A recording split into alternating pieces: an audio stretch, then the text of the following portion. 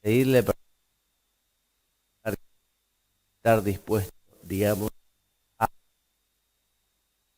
esa amistad que por el pecado se ha dañado, se ha lastimado, una vez que uno pide perdón, se restablece, ¿no? Así pues, la llamada de Jesús a la conversión, convertíos y creed en la buena nueva, como dice San Marcos, se dirige a todos los hombres, a todos los fieles cristianos, todos estamos llamados a convertirnos. La conversión no es algo de una vez y para siempre. Puede ser que uno haya tomado esa decisión de hacerse cristiano, de hacerse católico, de volver a Dios, pero digamos, esa decisión hay que renovarla. Por eso se habla como de una segunda conversión, entendida como una tarea ininterrumpida. O sea, vamos pidiendo perdón al Señor cada vez que tropezamos con esta piedra que es el pecado, que es la ofensa a Dios, que es esa desobediencia, que suele ser por vanidad o por soberbio o por pereza, en fin. La penitencia interior. Entonces la penitencia es una virtud que además es súper necesaria para el sacramento, porque si no hay arrepentimiento, no puede haber confesión. O sea, el sacramento de confesión no es algo mágico, tiene que haber por parte de uno arrepentimiento, o sea, deseo de acercarse a Dios para decirle, Padre, he pecado con decirle contra ti, Dios mío, he sido pecador, te he ofendido, etc. Esta conversión comienza entonces en nuestro interior con un acto de arrepentimiento por haber contraído la ley de Dios, la voluntad de Dios, y busca activamente eliminar ese desarreglo con todas sus consecuencias. Por eso te voy a pedir, Mariano, que me leas lo que dice el número 1431 del Catecismo sobre la virtud de la penitencia. Es una reorientación radical de toda la vida, un retorno, una conversión a Dios con todo nuestro corazón, una ruptura con el pecado, una aversión del mal con repugnancia hacia las malas acciones que hemos cometido. Al mismo tiempo, comprende el deseo y la resolución de cambiar de vida con la esperanza de la misericordia divina y la confianza en la ayuda de su gracia. Mariano, una virtud es y un hábito se consigue por repetición de actos. Entonces, la virtud se consigue, por ejemplo, la virtud de la puntualidad. Uno es impuntual. ¿Qué hace? Y bueno, se propone llegar temprano al trabajo, llegar temprano a la oficina, en fin, se propone y consigue a base de esfuerzo. Bueno, también tenemos que buscar nosotros esta virtud de la penitencia, reconociéndonos pecadores, pidiendo perdón al Señor, tratando de tener dolor de los pecados, tratando de tener mejores propósitos de enmienda. Lo contrario a querer tener virtud de penitencia es que a uno no le importe nada, justamente ofender a Dios, no cumplir su voluntad.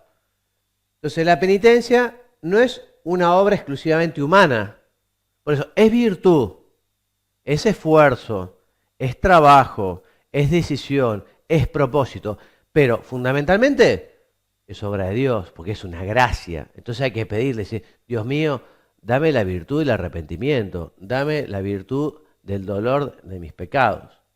Por eso la conversión es principalmente una obra de la gracia de Dios que hace volver a Él nuestros corazones. Ya dice el libro de las Lamentaciones, conviértenos, Señor, y nos convertiremos. Dios es quien nos da la fuerza para comenzar de nuevo.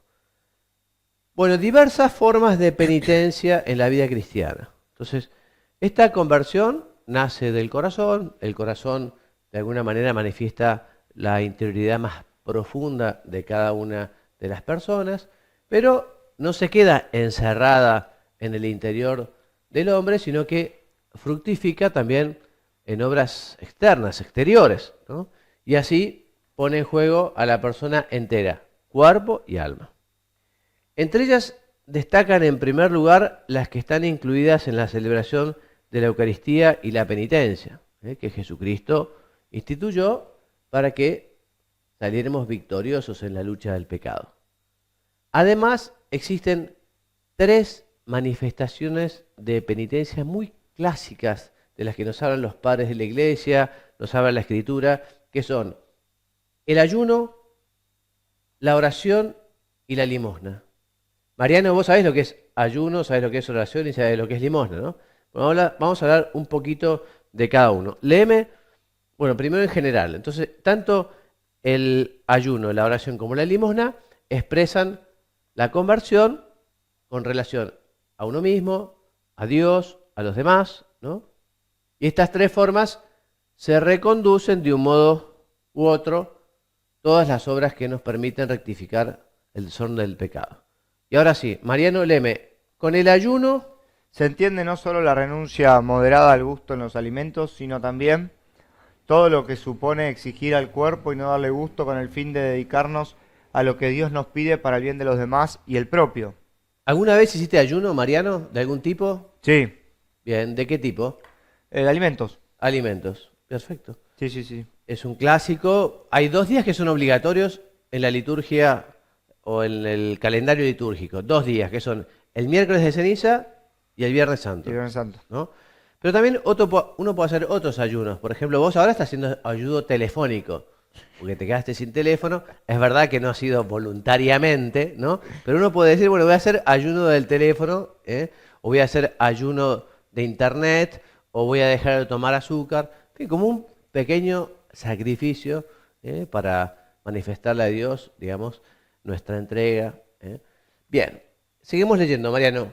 Como Como oración, oración, ¿sí? podemos entender toda aplicación de nuestras facultades espirituales, inteligencia, voluntad, memoria, a unirnos a Dios Padre, a Dios Padre nuestro en conversación familiar e íntima. Bien, ¿y vos conversás con Dios Padre, con Jesús, con el Espíritu Santo, con los tres? ¿Cómo es tu conversación más o menos?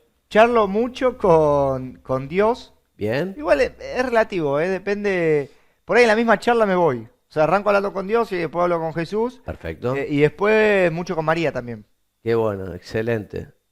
Decía San José María, el fundador del Opus Dei, que la Virgen, digamos, es como el camino más corto, justamente también para llegar al Señor, ¿no? Así que, Sí, la verdad, cuando siento que me la mandé mucho, hablo más con María, porque es como el manto de la madre, que te entiende más exactamente. que los otros. Pero bueno, nada, son esos momentos que. Pero intento hablar con los tres. El Espíritu, bueno, lo he contado alguna vez. El Espíritu Santo me Ujú. cuesta un poquito más. Está bien. Por eso también San José María tenía una homilía que se llamaba El Gran Desconocido, porque hay mucha gente que le cuesta menos Jesucristo, el Padre, y a veces le cuesta un poco más el trato con el Espíritu Santo. Bien, Mariano, y con relación a los demás, la limosna, No es solo dar dinero u otros bienes materiales a los necesitados, sino también otros tipos de donación. Compartir el propio tiempo, cuidar a los enfermos, perdonar a los que nos han ofendido, corregir al que lo necesita para rectificar, dar consuelo a quien sufre y otras muchas manifestaciones de entrega a los demás. bueno, y en este rubro, Mariano, ¿hay algo que te guste particularmente? ¿Tenés costumbre, no tenés costumbre? El tema de la limosna, sí. Sí, tengo más costumbre, honestamente, respecto a lo material. Ajá, No tanto por ahí a lo otro, trabajado como el sentido de la limosna, digo, el sí, compartir tiempo, el dar consuelo y perfecto. demás. Pero sí, desde lo tangible de dar al que pide o intentar ayudar, sí desde lo material. Pero esto está bueno porque te hace ver o analizar otras cuestiones que tienen que ver con el tema. Exactamente, sí, señor. Bueno, la iglesia entonces nos impulsa a las obras de penitencia, especialmente en algunos momentos del año. De hecho, hablábamos del año litúrgico, el tiempo de Cuaresma es un tiempo penitencial, ¿no? También cada viernes, en memoria de la muerte de nuestro Señor. Bueno, son momentos fuertes de la práctica de la penitencia, nos dice el catecismo. Vamos a hablar entonces ahora del sacramento de la penitencia o también llamado sacramento de la reconciliación. Primera idea, es Cristo quien instituyó este sacramento. Esto no lo inventó ningún sacerdote, ¿no? El padre Loring en su libro Para Salvarte es muy gracioso porque dice, díganme qué sacerdote inventó esto, si eso no está en ningún lado. Además un sacerdote que siempre escucha lo mismo, que está encerrado en un cuartito que es el confesionario y dice, y además gratis, gratis. Díganme qué sacerdote inventó la confesión porque no existe. Y es verdad, no inventó ningún sacerdote. Es institución divina. Nuestro Señor Jesucristo quiso que existiera el sacerdote, quiso que existiera la confesión. ¿Por qué? En fin, podemos dar muchas razones, ¿no? Pero me vienen a la cabeza aquellos que dicen, no, yo me confieso directamente con Dios. Yo no me confieso con el cura. Bueno, mira, vos haces lo que te parezca, pero lo que está claro es que Jesucristo quiso instituir ese sacramento y quiso que efectivamente el sacerdote en ese momento fuese un mediador, y en nombre de Cristo, en la persona de Cristo, sea quien perdone. Él es Jesucristo fue el que lo quiso, ¿no? Mariano, léeme el número 1446 del Catecismo, por favor. Cristo instituyó el sacramento de la penitencia en favor de todos los miembros pecadores de su iglesia, ante todo para los que, después del bautismo, hayan caído en el pecado grave y así hayan perdido la gracia bautismal y lesionado la comunión eclesial. Sí. El sacramento de la penitencia ofrece a estos una nueva posibilidad de convertirse y de recuperar la gracia y la justificación. Exactamente. Jesús, O sea, uno tiene la certeza moral de que cuando recibió la absolución, si se ha confesado con rectitud de intención, si ha procurado hacerlo con devoción, ¿no? Uno recibe el perdón. Y es extraordinario. Yo conocí una vez un empresario español que vino por los 80 a Buenos Aires, trabajaba en una multinacional, muy buen cristiano, y que esta multinacional era alemana. Y decía que él se iba a Alemania, se había hecho amigo de otro gerente, pero que no era católico, era protestante, luterano. Sin embargo, se iban a hacer una romería, o sea, rezaban el rosario y iban a visitar a la Virgen, su amigo el luterano y él. Y contó un día que le dijo, ¿no saben ustedes los católicos la suerte que tienen con la penitencia, con el sacramento? Porque nosotros que no lo tenemos, llevamos toda esta mochila de los pecados, decía, ¿no? Bueno, evidentemente quien se pide perdón al Señor, efectivamente, y si no es católico, el Señor también a uno le liberará del pecado, ¿no? Pero la gracia que tenemos nosotros de tener esa certeza absoluta, esa certeza moral, esa certeza que da la fe, porque Jesús lo reveló, de que se nos perdonan los pecados, es una maravilla. Y además, en fin, yo no sé, Mariano, si vos tendrás amigos o experiencia personal, pareciera que cuanto uno más se alejó de Dios, o más tardó en confesarse, o más pecados tuvo, más contento se pone uno. Porque la alegría, digamos, va muy de la mano de la confesión. No sé si es tu experiencia. Sí, ya te digo, vuelvo a lo de antes. Por ahí, no, como no lo tengo tan incorporado, Ajá, o sea, y lo hago más por una cuestión de los momentos está bien, puntuales, no me toca vivirlo tan fervientemente. Pero sí coincido que debe ser así.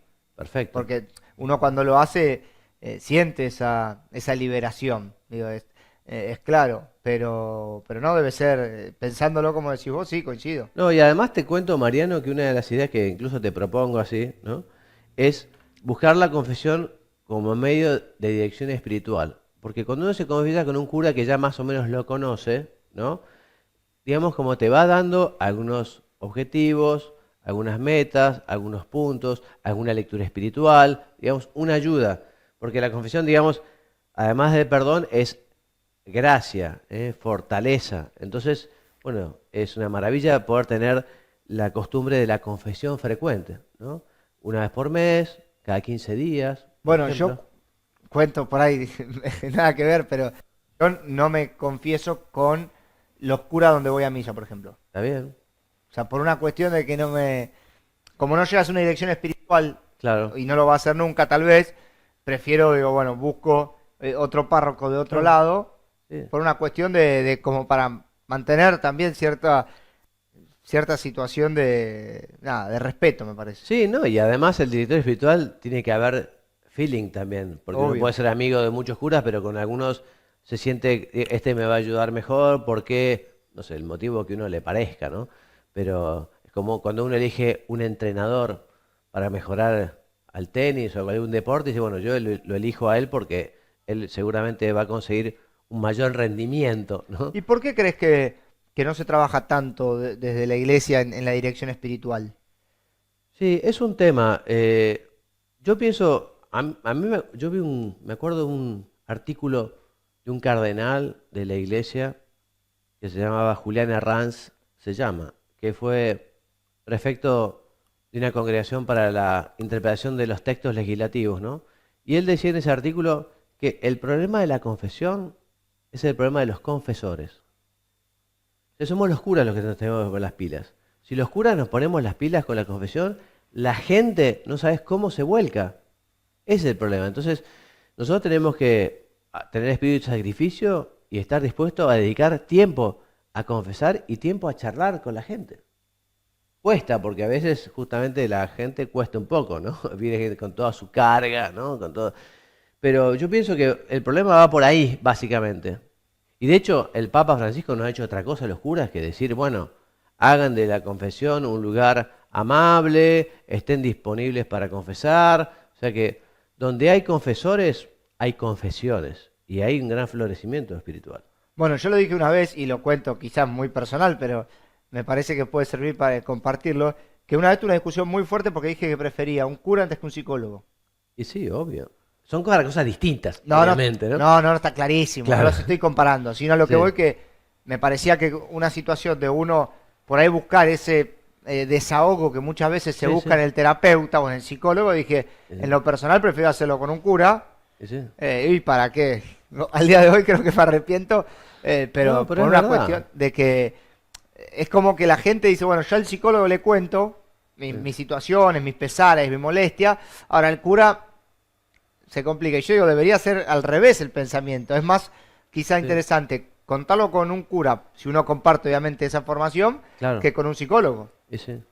Sí, por eso también hace falta curas que estén bien formados, Ah, obvio, ni ¿no? hablar. O Sí, sea, sí, hace sin duda. falta que uno pueda hablar con el cura el mismo idioma, Claro, ¿no? ni hablar. Entonces, y que el cura sea un experto en humanidad, como es la iglesia, entonces realmente te pueda orientar, te pueda ayudar. Yo diría, yo dejaría más al psicólogo o al psiquiatra por una cuestión más de tipo médico, que sí se necesita y que yo muchas veces recomiendo, ¿no? A eso voy. Pero lo que es propiamente los conflictos que muchas veces uno tiene interiormente por lo que es la vida en general, ¿no? Y lo que son los problemas, y lo que son las relaciones con los demás, y lo que son las propias miserias. Y sí, esas cosas, claramente la dirección espiritual es un ámbito buenísimo, extraordinario, ¿no? Bueno, entonces, al dar el Espíritu Santo a sus apóstoles, Cristo resucitado les confió su propio poder divino de perdonar los pecados. ¿Eh?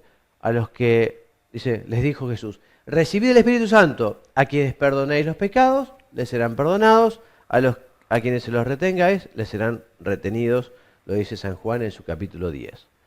Este es un poder que se transmite, por un lado, a los obispos, sucesores de los apóstoles, pastores de la iglesia, y también a los presbíteros, o sea, a los sacerdotes, esos sacerdotes del Nuevo Testamento, que son colaboradores de los obispos en virtud del sacramento del orden.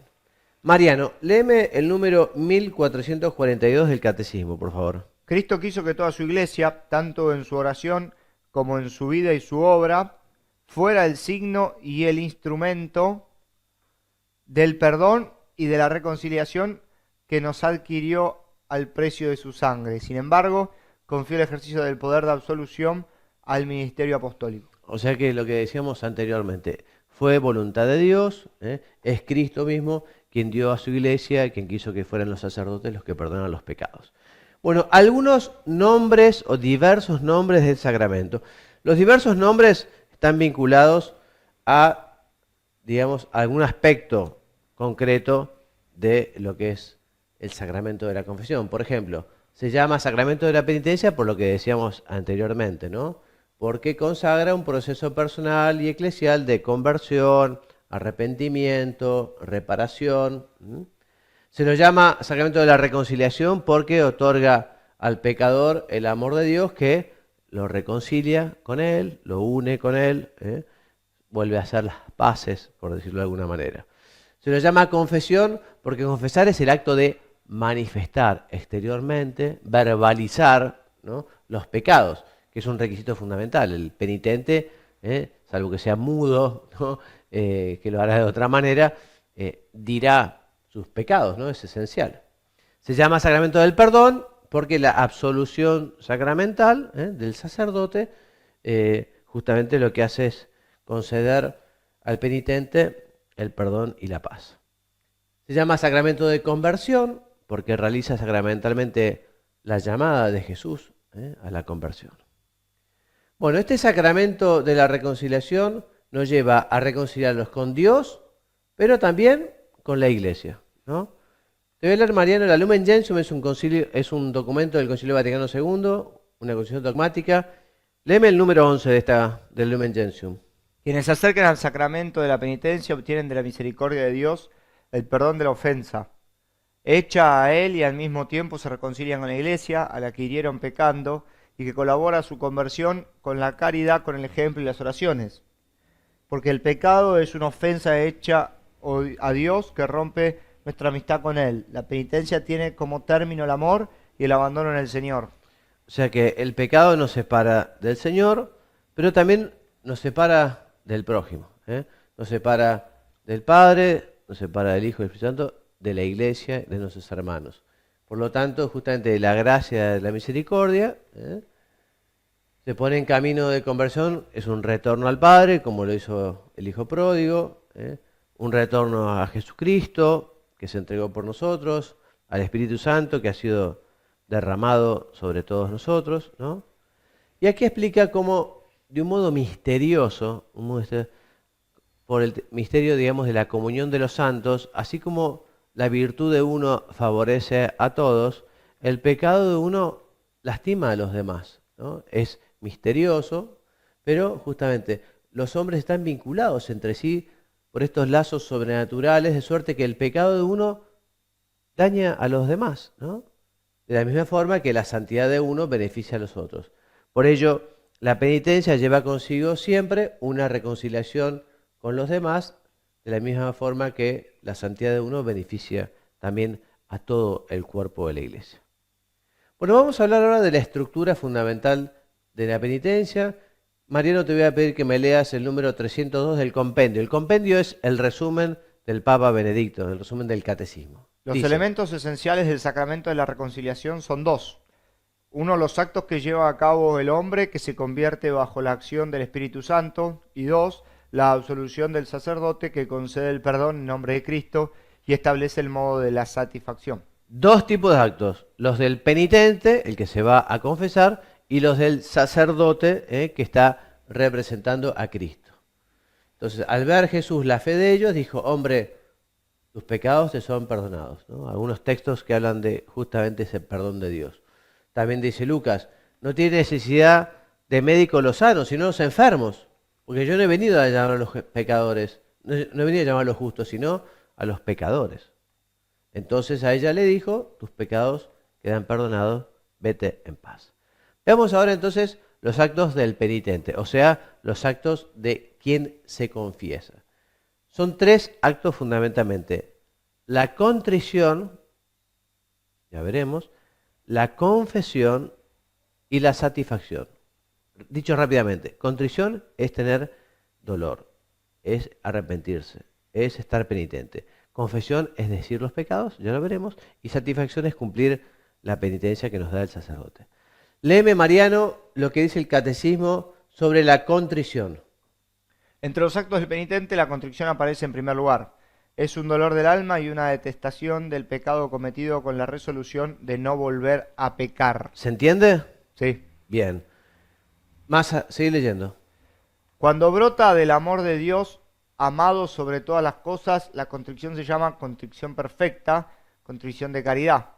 Semejante contrición perdona las faltas veniales. Obtiene también el perdón de los pecados mortales si comprende la firme resolución de recurrir tan pronto sea posible a la confesión sacramental. Mira, Mariano, entonces hablamos acá de contrición perfecta, o llamada contrición de caridad, y ahora hablamos de contrición imperfecta o atrición. Son dos tipos de dolor distinta. Este dolor se llama perfecto porque es un dolor de amor. Es un dolor de amor por haber ofendido a Dios, que es nuestro Padre y que tanto nos quiere. Y que, entre otras cosas, nos borra el pecado grave o el pecado mortal si tenemos intención de confesarnos cuanto antes. En cambio, el dolor imperfecto o atrición, ¿sabés por qué es? Fundamentalmente por las consecuencias que tiene el pecado. O sea, es un dolor no tanto por haber ofendido a nuestro Padre Dios, sino por la fealdad que tiene el pecado o por las consecuencias que tiene el pecado, porque justamente el pecado, si es grave, uno merece la muerte eterna, ¿no? Y de las demás penas que nos amenazan. Entonces, este tipo de contrición alcanza para confesarse, ¿no? Y alcanzar la gracia en la confesión. Pero explica aquí, digamos, no alcanza para que sean perdonados los pecados graves con intención de confesarse cuanto antes, como si lo realiza la condición perfecta o contrición perfecta, ¿no? Esa condición de amor. Por eso dice acá, sin embargo, por sí misma la condición imperfecta no alcanza el perdón de los pecados graves, pero dispone a obtenerlo en el sacramento de la penitencia. Conviene entonces preparar este sacramento mediante un examen de conciencia hecho a la luz de la palabra de Dios. ¿Sabes, Mariano, qué es el examen de conciencia? No, así como tal no. Lo puedo deducir A ver, deducilo, del nombre. deducilo. Una evaluación personal. Previa a la confesión, exactamente. O sea, es importante que uno, antes de confesarse, haga un poco de oración, examinando la propia conciencia, para ver de qué uno se quiere confesar. Sobre todo si ha pasado tiempo, ¿no? Incluso existen unos textos para confesarse. Quizás los textos más de fondo importantes es los 10 mandamientos, o la catequesis que da los evangelios, o los apóstoles, ¿no? En el Sermón de la Montaña Jesús. También, vos nunca viste preguntas y respuestas para el examen de conciencia, nunca viste una guía, por ejemplo. No. Te voy a mandar una, te va a ayudar. Porque hay guías que siguen, por ejemplo, los mandamientos con algunas preguntas, o algunas guías que siguen el Sermón de la Montaña, algunos textos justamente del Evangelio, que justamente dicen, yo tengo uno con letra 9, o sea, chiquitita, en hoja legal, así enorme, que deben ser, no sé, 8.000 millones de preguntas, que la uso solo para los retiros largos, ¿no? Porque son muchas preguntas para que la gente los vea. Pero la pregunta que hace, ¿te busca la reflexión Exacto, interior? por ejemplo, contra el 5.º mandamiento, he matado a alguien, he pensado mal de alguien, estoy con odio, con rencor, no perdono, entonces te va haciendo un montón de preguntas. Ok. Y ese que yo uso para los exámenes, hay gente que se pone mal, dice, padre, pero ¿todo esto es pecado? Y bueno, mira, hay cosas que son más graves, hay cosas que son menos graves, ¿no? Pero justamente las preguntas ayudan a que uno tome conciencia de un montón de cosas que ni se imaginaba que podían ser ofensa a Dios, ¿no? Bien, entonces, segundo paso, la confesión de los pecados, léeme el Catecismo 1456, Mariano. La confesión de los pecados hecha al sacerdote constituye una parte esencial del sacramento de la penitencia. En la confesión, los penitentes deben enunciar todos los pecados mortales de que tienen conciencia tras haberse examinado seriamente, incluso si estos pecados son muy secretos y si han sido cometidos solamente contra los 2 últimos mandamientos del Decálogo. Sí, son pecados de pensamiento, o sea que también esos hay que confesarlos, ¿no? Los pecados graves hay que confesarlos, ¿no? Dice el Catecismo que si uno por vergüenza se calla un pecado grave, se confiesa mal. O sea, si no lo sabe, esa confesión no le sirve para nada. Entonces no tiene sentido acudir al sacramento de la penitencia y no decir los pecados. ¿Mm? O sea, hay que decirlos. Los que tienen uno en conciencia y sobre todo los que son los graves hay que decirlos, ¿no? Entonces por eso la confesión individual e íntegra y la absolución continúan siendo el único modo ordinario para que los fieles se reconcilien con Dios y con la Iglesia. Por eso la confesión de las culpas nace del verdadero conocimiento de sí mismo, fruto de este examen de conciencia, que ya quedó claro, Mariano, que es, fruto de la contrición de los propios pecados. Entonces, la confesión no es un diálogo humano. Eso también en el apostolado para la confesión, decir, mirá, vos no vas a hablar con un cura. Sí, vas a hablar con un cura, pero básicamente vas a recibir el perdón de Dios. Eso es lo más importante, ¿no? Es Cristo el que te perdona. Por eso al confesar los pecados, el cristiano penitente se somete al juicio de Jesucristo, que lo ejercita por medio del sacerdote. Es como un juicio, digamos, ¿no? Uno dice su falta, dice sus pecados, sus delitos, sus maldades, y el juez, en que en ese caso es Cristo representado por el sacerdote, nos da una penitencia y nos absuelve de los pecados. Bien. La satisfacción. Mariano, léeme qué es la satisfacción número 1459 del Catecismo. La absolución quita el pecado, pero no remedia todos los desórdenes que el pecado causó. Liberado del pecado, el pecador debe todavía recobrar la plena salud espiritual. Por tanto, debe hacer algo más para reparar sus pecados. Debe satisfacer de manera apropiada o expiar sus pecados. ¿Se entiende esto? Lo voy a explicar. Esto es que, además de nosotros arrepentirnos y confesarnos, tenemos que hacer penitencia. Penitencia por esa falta. Aunque se nos ha perdonado, igual queda una mancha o un resto que tiene que ser purificado. Mariano, ¿cómo te parece a vos?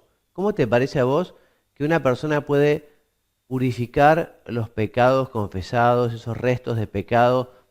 Si a vos te dijeran, Mariano, mira, vos tenés que hacer un poco de penitencia, tenés que satisfacer un poco por tus faltas, vos, hacia la mente, ¿qué se te ocurre o qué harías para satisfacer ese pecado o esos pecados? ¿Qué harías? A ver. Y buena pregunta, muy buena pregunta. No, ¿qué haría? ¿Qué harías? Primero intentaría arreglar lo que es reparable. Buenísimo. Una manera de satisfacer es, si uno ha hecho daño a alguien, reparar ese daño, perfecto. Y vos, en lo personal, si no tiene que ver con terceros, digamos, No trabajaría para no volver a perfecto. cometerlo. Exactamente. Pero bueno, otra forma de satisfacer es hacer un poco más de oración, ¿no? Hacer algo de penitencia, algo de mortificación. Por ejemplo, como satisfacción, me voy a ir caminando a Luján. En fin, no hace falta que uno se vaya caminando a Luján para satisfacer los propios pecados, ¿no? Uno lo puede hacer por muchas razones. Con Mariano nos vamos a ir dentro de 2 semanas caminando a Luján, ¿no?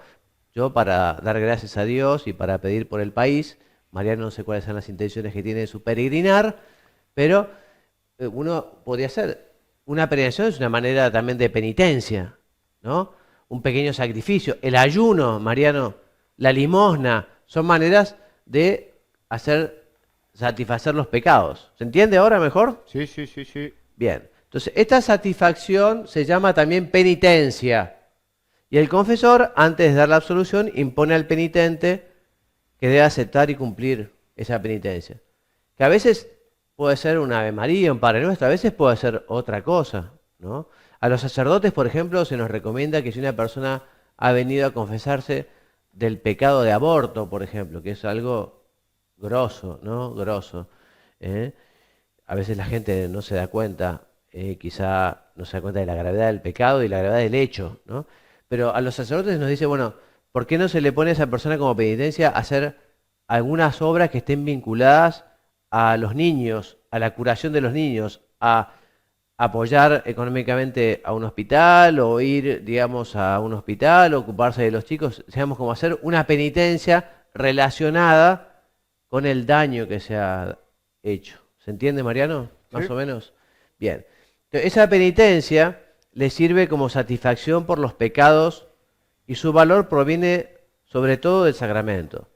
Vos sabés, Mariano, que hay un libro que se llama Crimen y Castigo de Dostoyevsky, que es un tipo que hace un crimen perfecto y nadie lo descubre, y al final es tal el problema de conciencia que tiene que va y revela su delito, ¿no? Entonces, en el derecho civil, el derecho penal, también la pena, es la manera de conseguir que el reo, que el delincuente, pague y se dé cuenta que ha pagado y se sienta justamente que ha devuelto a la sociedad aquel mal que ha hecho, ¿no? Entonces, de alguna manera, esta misma idea, uno ha ofendido a Dios, ¿no? Entonces, bueno, yo voy a hacer penitencia, yo voy a tratar, por un lado, compensar, como vos dijiste, bueno, he hecho daño a alguien, bueno, voy a compensar, es lo primero, ¿no? Lo primero. Pero bueno, pero también voy a compensar con Dios, que es mi Padre, que me ha dado tanto y que yo le he fallado. Entonces, justamente, a través de la oración, del ayuno, de la limosna y otros tipos de penitencia. Y por último decimos que el penitente ha obedecido a Cristo cumpliendo esa penitencia que le da el sacerdote, ¿no? Bueno, rezar una Ave María, hacer una visita al Santísimo, en fin, ¿no? Cumpliendo lo que él ha establecido sobre este sacramento, y Cristo ofrece al Padre esta satisfacción de un miembro. Bueno, y hasta acá terminamos, hasta acá llegamos. La bibliografía básica, como siempre, es el Catecismo, números 1422 a 1484, y también recomendamos, si quieren, el Ordo Penitentie, ¿no? O sea, la instrucción sobre cómo se debe celebrar el sacramento de la penitencia, También de Juan Pablo II, la exhortación apostólica Reconciliatio Penitense, que es sobre la reconciliación, después de un sínodo que hubo sobre la reconciliación, en el año 84. O de Pablo VI, la Constitución Indulgentiarum Doctrine, que no hemos hablado de las indulgencias, pero lo haremos en el próximo programa. Siendo las 16:12 minutos, nos despedimos, hasta nuestro próximo programa, que también será sobre la penitencia, y lo hago enviándoles una bendición. Que Dios los bendiga y los haga muy santos. Amén.